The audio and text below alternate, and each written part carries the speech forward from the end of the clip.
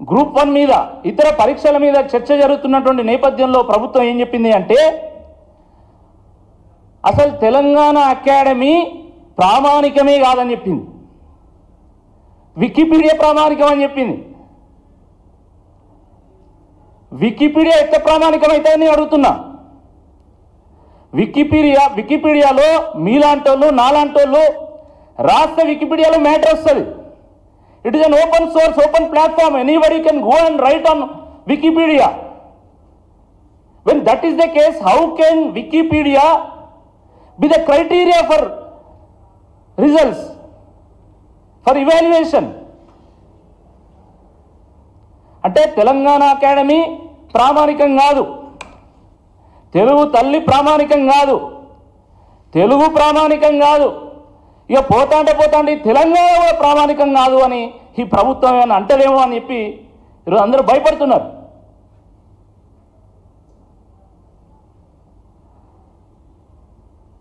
UPSC chairman Borra Venkatesham గారు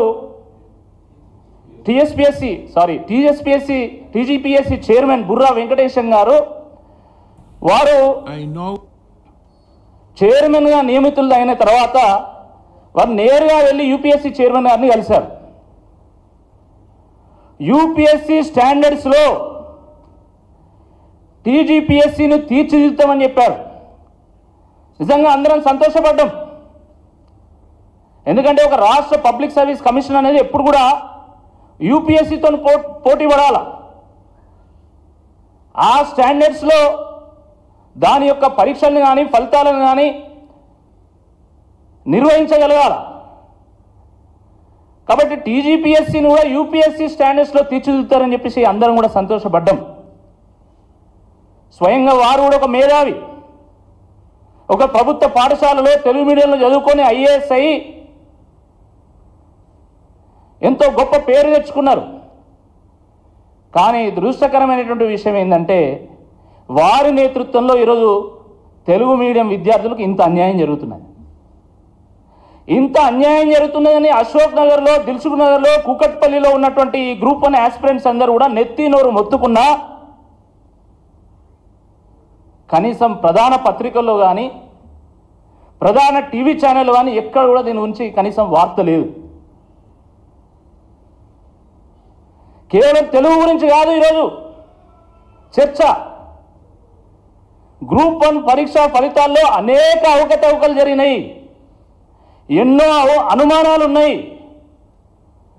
మొత్తం 46 పరీక్షా సెంటర్లలో టీజీపీఎస్సీ గ్రూప్ 1 పరీక్షలు నిర్వహిస్తే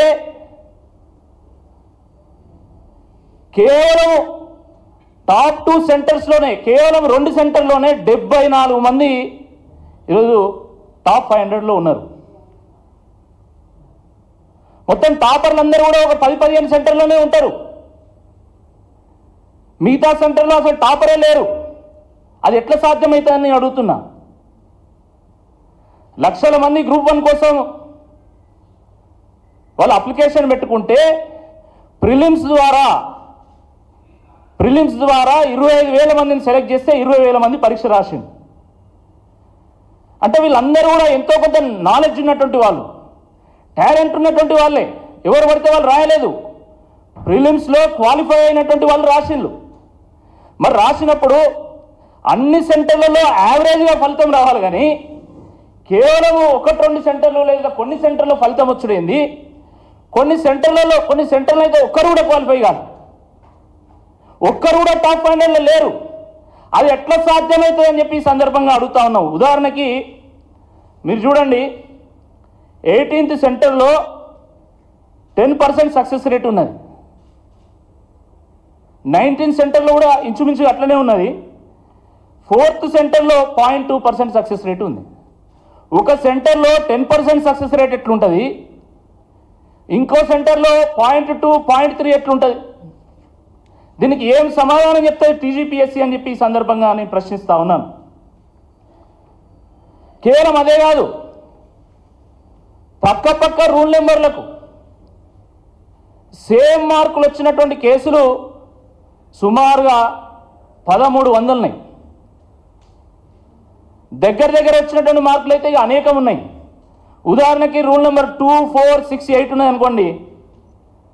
430, 432, 435, 438 ఇట్లా వస్తున్నాయి మార్కులు. అది ఎట్లా సాధ్యమవుతుందని నేను అడుగుతున్నా.